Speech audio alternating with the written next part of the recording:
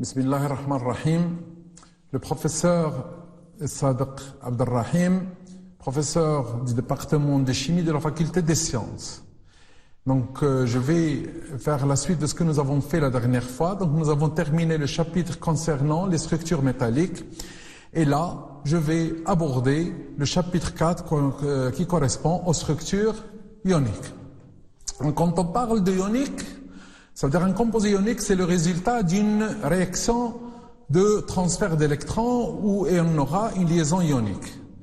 Cette liaison ionique va s'effectuer entre un élément très électropositif tel que le sodium, appartenant aux métaux alcalins, et le chlore, qui est très électronégatif, appartenant aux halogènes. Alors donc dans ce cas, quand il met le chlore en présence du sodium, il y a un transfert d'électrons d'une manière totale de chlore vers le sodium pour nous donner un cation Na+, et un anion Cl- qui seront attirés entre eux par une liaison électrostatique. Alors dans le cas, donc on aura une formule générale MNX, ça veut dire M c'est un métal, X c'est un halogène, et le nombre, dans le cas simple, on a Mx, ça veut dire que le nombre de cations et des anions sont égaux. Alors, quand ils sont égaux, on dit que la coordinate des cations est égale à celle des anions. Donc, je commence à définir que ça veut dire la coordinance. La coordinance, par exemple, pour le cation Na+, c'est le nombre de Cl-, c'est-à-dire de signes opposés qui vont entourer le Na+. D'accord ? Alors, donc ça c'est pour le cas où on a un composé Mx, de formule Mx. Si on a un composé de formule Mx2, le nombre d'anions est double que celui des cations. Et par conséquent, donc la coordinance des cations est le double de celle des anions, puisque on a un cation et on a beaucoup plus d'anions, et par conséquent, donc on aura une coordinance plus grande de celle du cation. Alors, on a ce qu'on appelle les types structuraux pour des composés de formule Mx. Nous commençons par la structure de type CSCl, donc on l'appelle type CSCl. On commence par sa description. Sa description, donc les ions Cl- forment un réseau cubique simple. Et je précise bien, c'est un cubique simple, nous allons voir par la suite. Et les cations Cs+, qu'est-ce qu'ils vont faire? Ils vont occuper le centre des cubes, c'est-à-dire des sites cubiques. Donc on aura un sous-réseau anionique et un sous-réseau cationique. Donc là je fais une représentation en perspective. En violet, il y a les ions Cl- qui forment un cube. Donc vous voyez très bien que là c'est le sous-réseau anionique qui est constitué simplement par des Cl-, donc il est cubique simple. Et que va faire le Cs+, c'est très simple, il va occuper le site cubique, c'est-à-dire le milieu du cube. Ça c'est la représentation en perspective. Donc comme d'habitude, donc nous allons faire la projection c'est-à-dire la représentation en projection sur le plan X ou Y, ou bien tout simplement la projection sur le plan 0, 0, 1. Alors, donc on va faire la projection. Donc vous voyez que les ions Cl- de la face du haut donc vont coïncider avec ceux de la face du bas, et on va les représenter sur la figure, et on représente les cotes 0. On peut laisser tout simplement comme ça avec un 0, ou bien ajouter virgule 1. Ça veut dire que on a en 0 et 1. Mais vous savez très bien que le 1 est tout simplement obtenu par une translation de C. Et donc pour l'ion Cs+, donc sa projection donc coïncide avec le centre de la face, et il a une cote qui est égale à 1,5, puisque le Cs+ il était à la cote de Z égale 1,5. Alors donc en coordonnées réduites, donc en résumé, les anions occupent les sommets du cube, qui sont représentés tout simplement par l'origine, le Cl- qui a pour coordonnées 0, 0, 0. Et les cations, le cation, c'est-à-dire Cs+, il occupe le sens du cube qui a pour coordonnées 1,5, 1,5, 1,5. Alors, nous passons maintenant au dénombrement. Nous allons calculer le nombre de motifs par maille. On commence par donc calculer le nombre de Cs+ par maille. Donc vous savez très bien que le Cs+ se trouve à l'intérieur de la maille au centre du cube. Donc on a un Cs+ par maille. Pour les ions Cl-, ils se trouvent au sommet et nous avons 8 sommets, 8 fois 1 huitième qui est égal à 1. Donc nous avons un Cl- par maille. Donc en définitive et en résumé, nous avons ici un Cs+, et un Cl-. Donc nous avons un groupement CS-Cl par maille. Dans les composés ioniques, on n'a pas le droit de parler de molécules. Donc on parle plutôt de groupement, c'est-à-dire c'est ce qu'on appelle par la suite un motif. Le motif, c'est l'association d'un cation Cs+, et d'un anion Cl-, Alors pour la coordinance, donc j'ai déjà parlé de la coordinance, on a dit que la coordinance, c'est le nombre d'ions de signes opposés qui entourent. Donc nous allons considérer le Cs+, qui se trouve à l'intérieur ici, donc qui se trouve à l'intérieur, et nous allons compter le nombre de Cl- qui vont l'entourer. Donc c'est évident qu'il y a 8 Cl- qui vont l'entourer. Donc on va dire que la coordinance de Cs+ est égale à 8. Alors, pour calculer la coordinance de Cl-, nous allons prendre notre maille de départ et nous allons, donc vous allez remarquer ce sommet, nous allons, puisqu'il appartient à 8 mailles, donc nous allons représenter les 8 mailles auxquelles il appartient, donc là la première, ensuite la deuxième, la troisième, la quatrième, la cinquième, la sixième et la septième, bien sûr la huitième, elle était déjà là.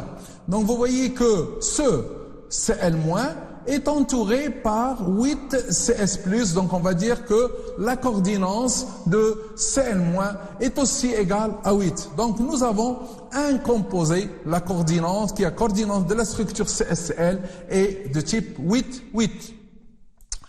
Alors, donc pour une coordinance 8, nous avons ce qu'on appelle une condition de stabilité. Alors pour cela, nous allons essayer de calculer ces conditions de stabilité. Alors donc j'ai représenté ici la structure de CsCl et là en gris un plan où il y a la tangence, donc la tangence entre les Cs+ et les Cl-. Donc on a ici le A et nous avons ici A racine de 2 et là nous avons A racine de 3. Je vais représenter ce plan là à droite. Donc il est là, il montre la tangence. Donc nous avons ici une tangence selon dB, la tangence de CS et de Cl-. Par contre ici selon A et B, il n'y a pas tangence. Donc à la limite il peut y avoir une tangence. Donc je vais expliquer ça par la suite. Alors donc, les conditions peuvent être réduites en considérant que donc les ions de signes opposés s'attirent, donc ils peuvent être tangents. Par contre, donc de là on peut dire que 2 fois R plus R- égale A racine de 3, suivant la diagonale du cube. Donc ça c'est la première équation que nous avons trouvée. Ensuite, la deuxième condition, les ions de signes opposés peuvent à la limite se toucher entre eux suivant l'arête. C'est-à-dire en réalité, puisqu'ils sont de même signe, ça veut dire qu'il y a une répulsion électrostatique puisqu'ils sont de même signe de signe. Et par contre, donc à la limite, donc ça c'est la limite, ils peuvent être tangents. Ça veut dire qu'on peut dire que 2R- est inférieur ou égal suivant l'arête. Donc on a mis ce égal, c'est ça le cas limite.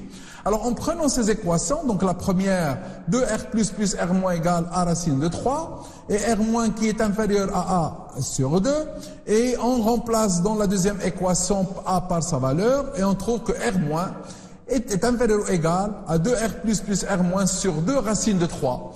Donc en faisant les simplifications nécessaires, donc on a R-, facteur de racine de 3 moins 1 est inférieur ou égal à R+. C'est-à-dire que R+ sur R- est supérieur ou égal à racine de 3 moins 1. Alors en règle générale, un cation, en règle générale, le cation il est petit et l'anion il est plus grand puisque l'un il perd les électrons, l'autre il gagne les électrons. Donc ça c'est le cas général, mais il y a des exceptions. Alors donc un cation est moins volumineux qu'un anion, ça veut dire que R+ sur R- est presque toujours inférieur à 1. Donc en associant cette condition à la première, donc on a le R+ sur R- est compris entre racine de 3 moins 1 que nous avons trouvé ici, et strictement inférieur à 1, c'est la relation qui est là. En calculant ça, on a 0,732 R+ sur R- est compris entre 0,732 et 1. C'est ce qu'on appelle la condition pour laquelle la géométrie d'un cristal correspond à la structure de type CSCl de coordination 8,8. Ça veut dire que lorsque vous allez prendre un cation quelconque et un anion quelconque et vous allez faire le rapport des rayons ioniques R plus sur R moins et que vous trouvez qu'il est compris entre 0,732 et 1, donc vous pouvez dire que le composé cation-anion est de type CSCl. Alors, maintenant, voyons voir qu'est-ce qui va se passer. Lorsque le rayon de la cavité devient plus petit que 0,732 R-, d'accord? C'est-à-dire le cation, il devient plus petit. Qu'est-ce qu'il fait? Donc, le cation, il va flotter. Il ne peut pas être tangent aux anions. Alors, dans ce cas, il y aura une nouvelle structure qui va nous résoudre ce problème de flottage du cation à l'intérieur. D'où une nouvelle structure qui est la structure de type NaCl. La structure de NaCl, donc je commence par la décrire. Les anions Cl- forment un réseau cubique à face centrée, c'est-à-dire que nous avons un sous-réseau anionique qui est cubique à face centrée. Les cations Na+ occupent la totalité des sites octaédriques. Vous vous rappelez, mes chers étudiants, que lors de la dernière séance, nous avons calculé, ou plutôt nous avons repéré tous les sites octaédriques qui étaient en nombre de 4 dans une structure cubique à face centrée. Alors, donc, les ions Na+, maintenant, ils vont occuper la totalité des sites octaédrique d'un cubique à face centrée. Donc cette représentation en perspective, je commence par représenter le sous-réseau anionique, c'est-à-dire la maille correspondant au sous-réseau anionique. On a qui en violet, les Cl- occupent un cubique à face centrée. D'accord? Et les Na+, qu'est-ce qu'ils vont faire? Ils vont occuper la totalité des sites octaédriques. Donc vous vous rappelez que les sites octaédriques c'était quoi? C'était les milieux des arêtes. Donc on a ici les milieux des arêtes qui sont occupés par les petites sphères rouges, mais il manque la dernière qui se trouvait à l'intérieur puisque le centre du cube est un site octaédrique qui est là. Donc ça c'est la représentation de la maille de la structure NaCl. Maintenant nous passons à la projection. La projection de la maille sur le plan X ou Y ou bien sur le plan 0,01 comme je l'ai déjà dit auparavant. Alors, donc nous allons faire la projection. Donc vous voyez que les sommets de la face du haut qui sont projetés sur la face du bas, donc ils seront représentés par des sphères de code 0 ou 1. Donc on peut ajouter le 1 si vous voulez, sinon on peut se contenter simplement du 0. Ensuite, ceux qui se trouvent sur le milieu de la face, donc ils sont représentés ici par un demi. Ensuite, le réseau cationique, maintenant, nous allons le projeter. Donc, ceux du haut, voilà, ils sont projetés et on obtient, voilà, donc ils sont en position 0 et 1. Donc, on met simplement le 0 en rouge pour la sphère en rouge correspondant à Na+. Et enfin, ceux qui se trouvent à la cote 1,5, donc c'est ça leur position, d'accord? Et leur cote est 1,5. Voilà, donc ça c'est la cote 1,5. Donc ça c'est la projection de la maille sur le plan X, O, Y ou bien le plan 0,01. Alors pour les coordonnées réduites, le Cl-, il se trouve au sommet. Il se trouve au sommet et tous les sommets, donc on a dit les 8 sommets sont représentés par l'origine qui a pour coordonnées 0, 0. Le Cl-, il se trouve au centre des faces, donc il a les coordonnées 1,5, 0, et 1,5, 0, 1,5, et 0, 1,5, donc l'autre face. Et pour les Na+, les sites octaédriques, donc on a dit qu'ils se trouvent au milieu des arêtes. Plutôt on commence ici par le centre du cube, qui a pour coordonnées 1,5. Ensuite, le centre, le milieu de l'arête portant A, il a pour coordonnées 1,5, 0, 0. Et celui se trouvant sur B, c'est 0, 1,5, 0. Et celui se trouvant sur C, c'est 0, 0, 1,5. Alors, pour le nombre de motifs par maille, les 8 Cl- qui se trouvent sur les sommets, ils comptent pour un 8e pilier appartiennent à 8 mailles. Par contre, les 6 Cl-, les 6 Cl- des centres, des faces, comptent pour 1,5. Donc nous avons 8 fois 1/8 plus 6 fois 1,5 qui est égal à 4 Cl- par maille. Pour les ions Na+, ceux qui se trouvent au milieu des arêtes, ils comptent pour 1/4. alors que les cations centrales, comptent pour 1. Et par conséquent, donc nous aurons 12 fois 1 quart, plus 1 fois 1, qui est égal à 4Na plus par maille. Donc, quand on dénombre, donc nous avons 4Na plus et 4Cl-. Donc nous avons 4 groupements NaCl.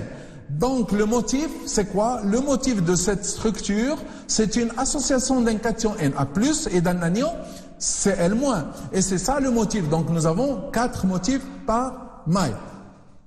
Alors pour la coordinance, donc vous voyez que le Na+, donc on l'a déjà vu, il occupait un site octaédrique, le centre du cube, donc sa coordinance est logiquement égale à 6. Donc sa coordinance est égale à 6.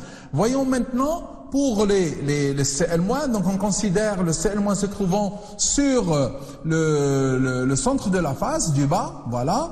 Et on considère là les arrêts, plutôt les sites octaédriques, les Na+ qui l'entourent, et celui du centre, et le centre de la maille du bas. Donc on voit très bien que même le Cl-, il se trouve dans un site octaédrique du sous-réseau cationique de Na+. Donc on parle alors d'une coordinance 6-6. 6 pour les cations et 6 pour les anions, donc pour la structure NaCl. Là aussi, comme la structure CSCl, il y a d'autres conditions de stabilité. Donc on a dit qu'il y avait une limite qui était le racine de 3 moins 1. Et maintenant, donc ça c'est une limite supérieure de E+ sur N-, sinon il est de type CSCl. Donc nous allons voir la limite inférieure. Alors pour la limite inférieure, donc nous considérons la face du haut. La face du haut, donc j'ai représenté ici à droite la tangence, d'accord? Donc il y a la tangence, donc on sait très bien que la condition peut être réduite en considérant les ions de signe opposés sont tangents. Ça veut dire que le long d'une arête de R+, puisque nous avons de R+, plus R- est égal à A. C'est selon l'arête. Et selon la diagonale, donc nous allons voir que là, c'est une autre contrainte, les anions peuvent à la limite être tangents selon cette diagonale. Et par conséquent, donc 4R- est inférieur ou égal à A racine de 2. Ça veut dire à la limite, il peut être égal à A racine de 2. Donc en tenant compte de ces deux équations, 2R+ plus R- égale à A, suivant l'arête, 4R- est inférieur ou égal à A racine de 2 selon la diagonale de la face. Donc en faisant notre calcul, 4R- est inférieur à 2 racines de 2, R+ plus R-. Et donc ce qui nous donne R- est égal à 4 moins 2 racines de 2 est inférieur ou égal à 2 racines de 2 R+. Donc R+ sur R- est supérieur ou égal à 4 moins 2 racines de 2 sur 2 racines de 2. Donc R+ sur R- est supérieur ou égal à racine de 2 moins 1. Donc le R+ sur R-, donc quand il est supérieur à racine de 3 moins 1, donc on a dit que ça c'est une structure CSCl. Donc quand il est inférieur, on entre dans le domaine de la structure de NaCl. Et la limite inférieure, ce serait racine de 2 moins 1. C'est ce qu'on appelle la condition pour laquelle la géométrie d'un cristal correspond à la structure de type NaCl de coordination 6-6. Je vais passer à la structure de NiAs. Alors pour la structure de NiAs, les anions As2- forment un réseau hexagonal compact. Et les cations Ni de plus occupent la totalité des sites octaédriques. Alors donc pour la représentation, donc vous rappelez que pour la structure hexagonale, donc nous avons ici les sites octaédriques, donc le As2- forme un hexagonal compact, et les Ni de plus ils forment il occupe la totalité des sites octaédriques. Alors donc la projection, donc on va projeter les atomes, plutôt les ions sur la maille, d'accord? Donc on a ici en 0,0 et ceux qui se trouvent en 1,5, donc ils sont là. Ensuite, le sous-réseau cationique, donc nous avons ici qui se trouvent dans les sites octaédriques et ils ont pour code, donc on a ceux qui se trouvent en 1 quart et ceux qui se trouvent en 3 quarts. Voilà, donc ça c'est la projection. Donc on représente aussi par la maille, donc qui est connue abusivement pour moi, la maille qui est connue par la pseudomaille. Donc là je représentais donc la pseudomaille, d'accord? Alors, les coordonnées réduites sont pour le AS qui est hexagonal compact, il est en 0, 0, 2 tiers, 1 tiers, 1 demi, ou on peut prendre 1 tiers, 2 tiers, 1 demi. On choisit dès le début. Les sites octaédriques ils seront en 1 tiers, 2 tiers, 1 quart, 1 tiers, 2 tiers, 3 quarts. Alors, et pour le nombre de motifs, nous avons 12 AS. Donc, je fais le compte pour une maille, une grande maille. 12 AS de moins au sommet compté de 1 sixième. 2 AS de moins au milieu des faces comptés pour un douzième, ceux qui se trouvent sur les faces, et 3 AS de moins qui sont à l'intérieur, qui comptent pour 1.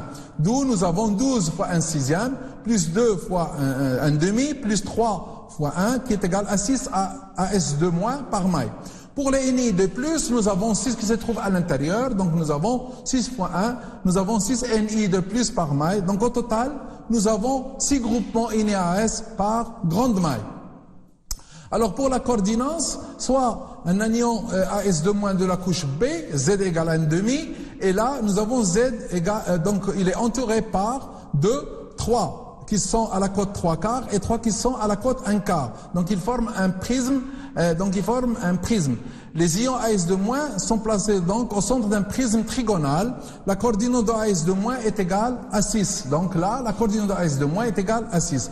Donc par contre, en considérant ici le Ni de plus qui se trouve dans les sites octaédriques, donc automatiquement il est entouré par 6 et par conséquent, la coordinance de Ni de plus est donc égale à 6.